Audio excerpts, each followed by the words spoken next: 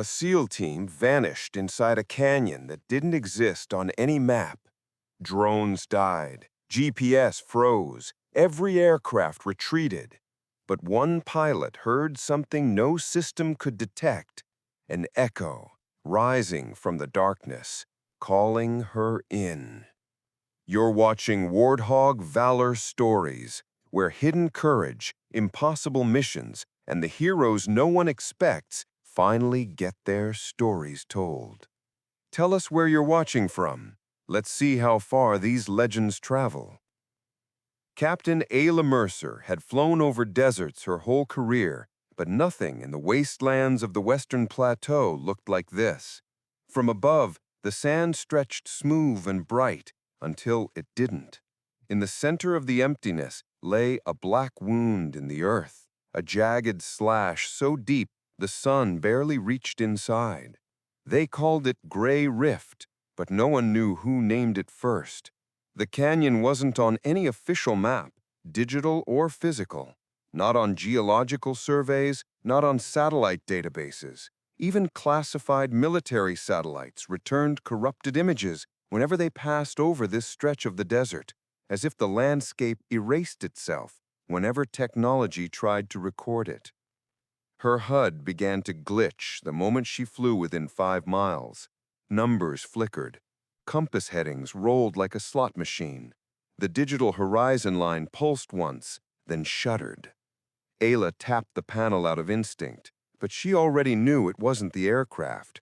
Her A-10 was old, stubborn, analog in all the right places. It didn't scare easily.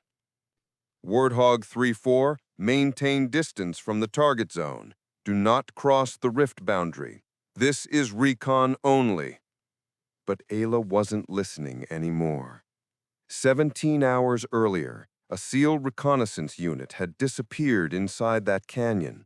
Their last transmission was fragmented, but unmistakable. Boots running, someone yelling, "Move!" Then a violent cracking sound. Rock breaking, maybe, or something collapsing. After that, nothing. Radios died, drones fell, and SATCOM flatlined.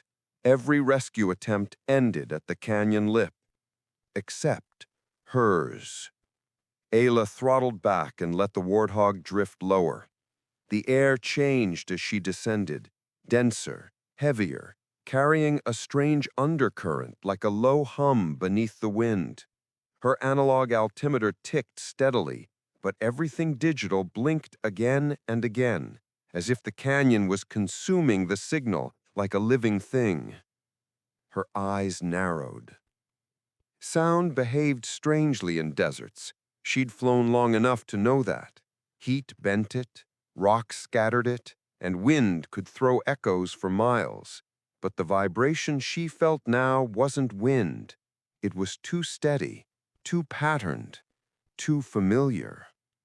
3 long pulses, 3 short, 3 long.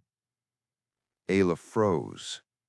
That was a manual-sealed distress echo, a last-ditch signal for when all communication systems failed, a way to use the canyon walls themselves as a beacon. But the team had vanished deep inside. For that echo to travel upward, the canyon walls had to be funneling the sound deliberately, like a natural resonance chamber. 3-4, your telemetry is degrading, Command warned. Pull back, say heading to base. Another flicker. Her HUD dissolved into static. The radio hissed as if clawed by invisible interference. The canyon answered for her. A second echo rose, not wind, not rockfall, but the same deliberate pattern, reaching her cockpit like a whisper from below. Her grip tightened on the controls. 3-4, repeat, do not enter the rift. Ayla kept descending, slowly, deliberately. Her analog instruments, the ones that never lied, held steady as the canyon opened beneath her like a throat, swallowing light, sound, and logic. Beneath the darkness, the echo sounded again. The SEALs weren't gone. They were calling her. Ayla exhaled once, steady and sure. She copied, whispered not to command, but to the canyon. Then she lowered the Warthog into the black. The moment Ayla crossed into Gray Rift, the world didn't dim gradually. It simply switched off. Sunlight vanished as if someone had pulled a lid over the sky. Her cockpit darkened, and the Warthog engine roar bounced strangely around her, echoing in directions no canyon should allow. Sometimes the sound came from behind her, sometimes ahead, sometimes from inside the rock itself. Her HUD died first, flickering, glitching, then freezing on numbers that made no sense. The digital compass spun in circles. GPS locked itself on a coordinate hundreds of miles away. Only the analog gauges held steady, ticking calmly in a place that felt anything but. 3-4, report altitude, Command's voice crackled, broken, distorted. Ayla tried to answer, but the radio dissolved into static. She knew then, communication was gone. Whatever swallowed the SEAL signal was swallowing hers too. She was truly alone inside the canyon. The walls rose higher as she descended, twisting in unnatural curves. They didn't look carved by erosion. They looked pulled, warped inward like molten rock that had cooled mid-collapse. Thin blue mineral veins ran along the surfaces, catching her cockpit light and casting eerie glows that shifted with the aircraft's movement. Then it came again, the echo. 3 long, 3 short, 3 long. Not wind, not rockfall, but the same deliberate distress pattern bouncing up the canyon like someone hitting a tuning fork deep below. Ayla angled the Warthog toward the sound. Each echo felt closer, clearer as if the canyon itself was amplifying the message. She followed it down. A sudden gust slammed the left wing. Ayla corrected sharply, too sharply, and the aircraft scraped the canyon wall, sparks flaring off the wingtip. She steadied her breathing. The rift wasn't just distorting sound, it was shaping the air, pushing her where it wanted. Her radio popped again. 04, altitude, pull out, danger. Then silence, total. The canyon swallowed the message whole. Ayla drifted deeper, navigating by analog alone. The walls narrowed until she could see the detail in the mineral lines, twisted, glistening veins that looked almost alive. Dust spiraled behind her, trailing like ghost smoke. Then the echo changed. One sharp pulse shot up the canyon. A warning. A heartbeat later, a massive slab of stone tore free above her and dropped past her cockpit, missing her by meters. The shock wave jolted her hard, rattling every bolt in the Warthog's frame. Ayla pushed forward, accelerating into a bend just as the collapsing rock sealed the passage behind her. The canyon didn't want her retreating. Whether that meant it wanted her deeper or wanted her trapped, she didn't know. The tunnel opened abruptly into a vast chamber, wide, round, and echoing with a strange low hum. The source wasn't clear, but the sound vibrated through her seat. The walls here were smoother, almost polished, reflecting faint blue light. And on the chamber floor, she spotted something that made her breath catch. Tire tracks. Fresh enough that dust hadn't reclaimed them. The distinctive pattern of a SEAL MRZ ultralight curving across the stone and heading into a tunnel at the far side of the chamber. They made it this far, she whispered. She lowered altitude for a closer look, then saw something else beside the tracks. Deep impressions in the dust, wide, heavy, uneven. Not human, not animal. Something that moved across the floor with deliberate weight. The canyon echoed again, but not in the SEAL pattern. A new vibration, lower, closer. Ayla's chest tightened. The seals weren't the only ones inside the rift, and whatever else was down here had started moving toward her. Ayla brought the Warthog down until its shadow lay flat over the stone. The seal MRZ tracks were exactly what she expected. Clean, diagonal treads carving a clear path across the chamber floor. What she didn't expect were the marks beside them. Deep, wide, uneven. Not boots, not tires, just crushed dust and stone, as if something heavy had moved with no clear footprint. Weight pressed down in irregular ovals, distances between them inconsistent, as if whatever made them was learning how to walk. Her jaw tightened. The seal tracks arced suddenly, a hard swerve that cut away from those strange impressions. They hadn't just been driving, they'd been dodging. Ayla eased the A-10 forward. The chamber walls rose high around her, streaked with faint blue minerals that caught the dim light, giving everything a drowned, underwater look. Sound behaved wrong here. The engine's rumble split and returned from 3 directions at once. Then from somewhere ahead, the distress echo returned. 3 long, 3 short, 3 long. Faint, but close enough that it vibrated through the airframe.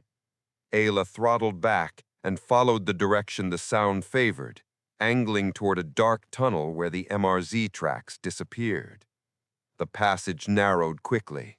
The canyon squeezed around the Warthog until her wingtip clearance was only a few meters.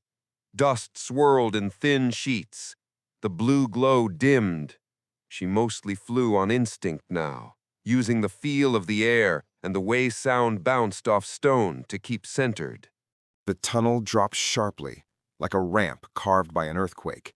At the bottom, the space opened again into a second chamber, smaller but colder, quieter, as if the rift were holding its breath.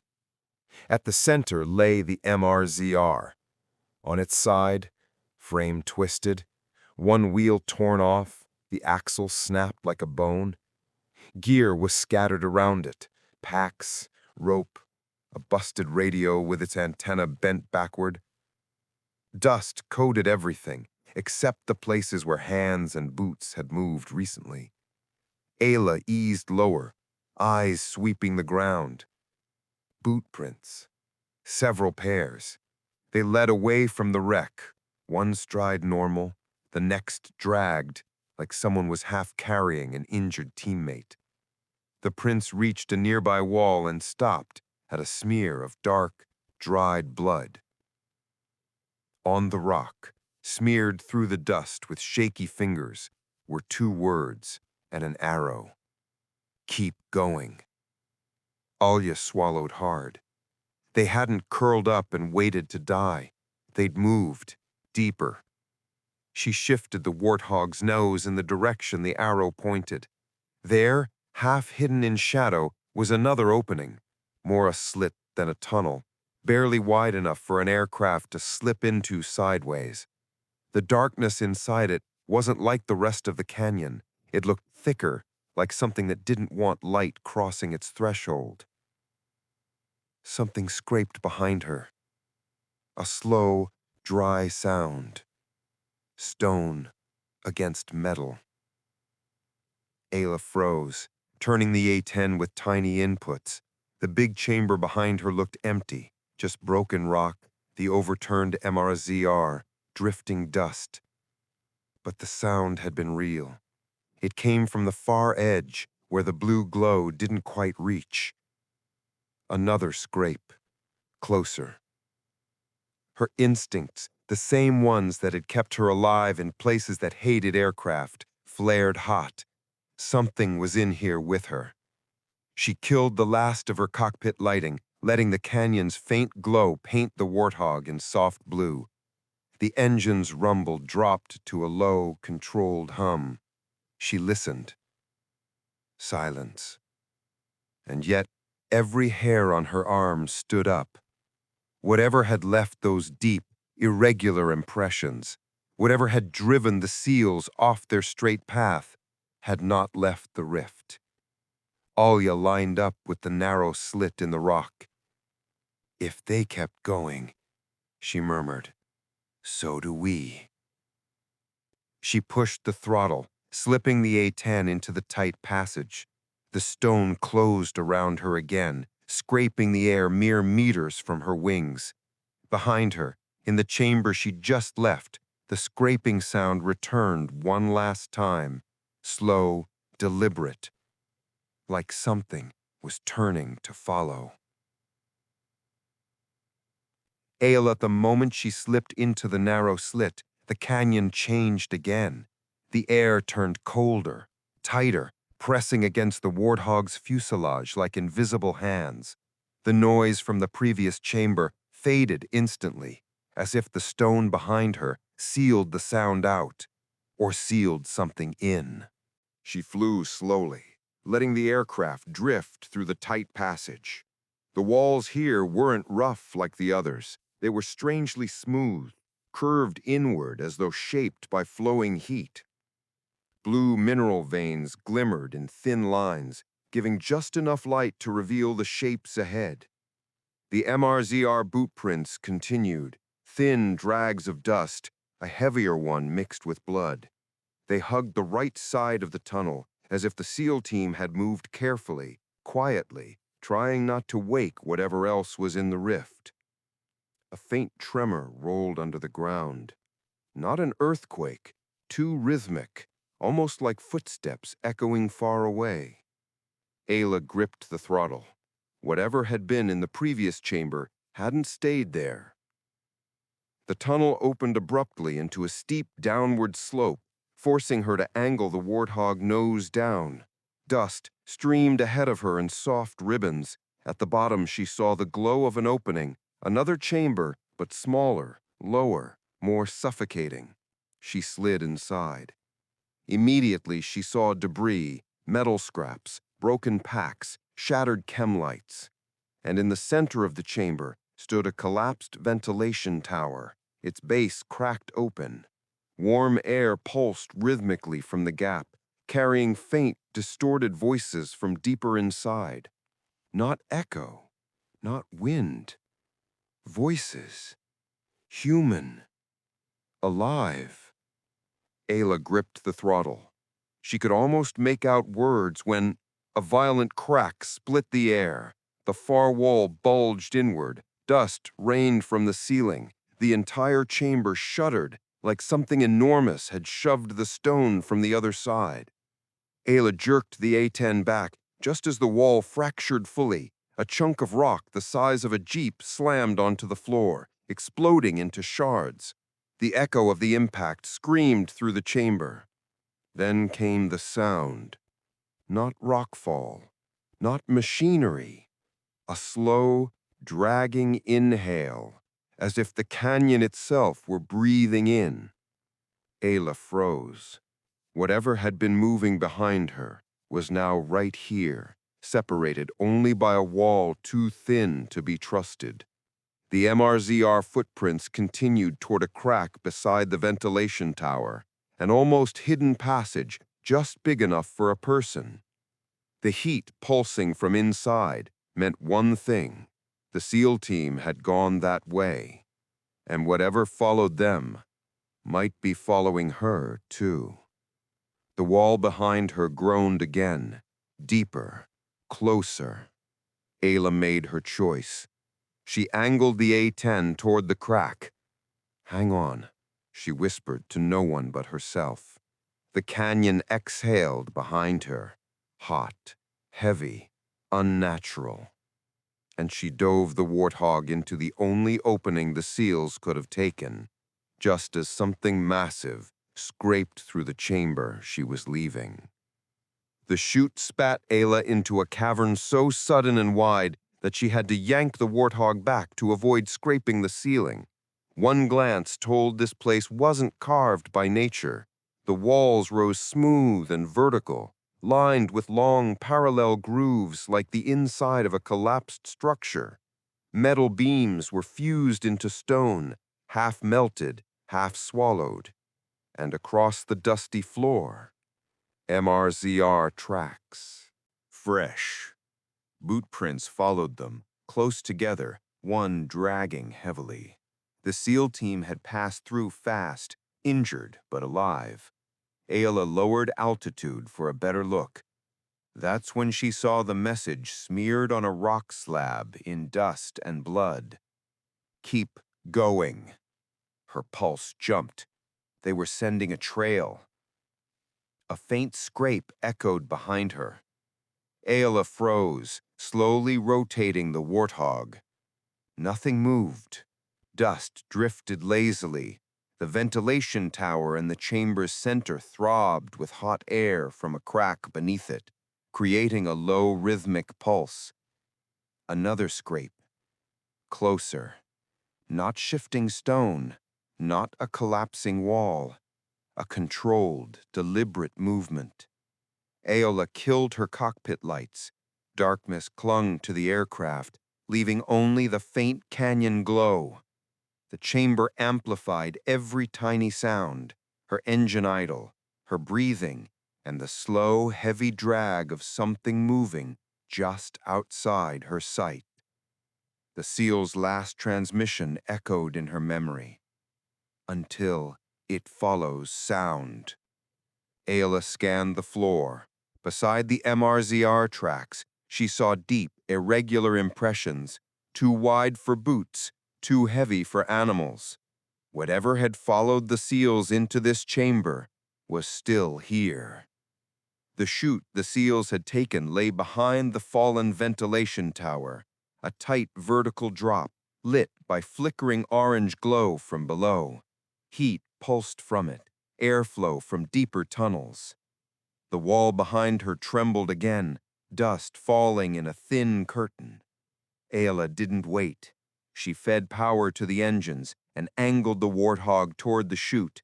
The aircraft slid into the narrow opening just as a massive scrape tore through the chamber, echoing like claws on stone. Whatever hunted the SEALs had found her trail. She dropped the A-10 down the chute without looking back. The chute narrowed so sharply that Ayla tucked her elbows in out of instinct, even though the Warthog was doing the squeezing, not her. Stone whipped past inches from the canopy. Heat rushed upward from below, carrying dust and the faint metallic scent of stressed machinery. Her altimeter ticked down, 10 meters, 8, 5, before the chute suddenly widened. Ayla burst into a low, furnace-lit cavern. 3 figures snapped around with rifles raised, silhouetted sharp in the glow of a flickering generator. Then one of them sagged with relief. "Mercer, how did you even get an A-10 down here?" She exhaled, half a laugh, half a tremor. "I kept yelling at the canyon. I just answered back." The SEALs moved toward her, dust-caked, bruised, one limping heavily, yet alive. The operator who seemed in charge tapped his ear, frustrated. "Radio's fried, GPS dead. That thing up there tried to trap us. We used the canyon walls as a signal chamber, old distress echo. Didn't think anyone would hear it. I did, and it heard you too." The cavern shuddered. All 4 froze. A second tremor rolled through the stone, deeper this time, like something dragging itself along the ceiling above the chute Ayla had just come through. Dust rained down in light sheets. The SEALs exchanged one look. Fear. Recognition. "It follows sound," the team leader whispered. A roar, low, metallic, guttural, vibrated through the cavern like a siren slowed to half speed. Ayla didn't hesitate. "Everyone on the ladder rungs, now." The SEALs climbed onto the Warthog with practiced efficiency. Ayla angled the nose up, engines idling low to reduce their noise signature. Another roar thundered above, closer, too close. "Hang on," she warned. The Warthog surged upward, climbing the chute in a tight spiral of dust. The roar followed, scraping along the stone like steel claws. The walls shook, The chute narrowed. A shadow blotted out the cavern below. A blast of cold air hit them as they shot out of the chute into open canyon darkness. A split second later, something massive slammed into the rock behind them, sealing the opening with an explosion of stone. Gray Rift went silent. Ayla leveled out, engines steady, seals hanging on as dawn began to creep across the desert horizon. Command's voice finally broke through the static. 3-4, we lost you. Status? Ayla looked back at the canyon one last time. It's listening, she said quietly. But we're done talking. She pushed the throttle forward, and the Warthog carried them out of the rift, leaving the echoes, the darkness, and whatever hunted inside buried where it belonged.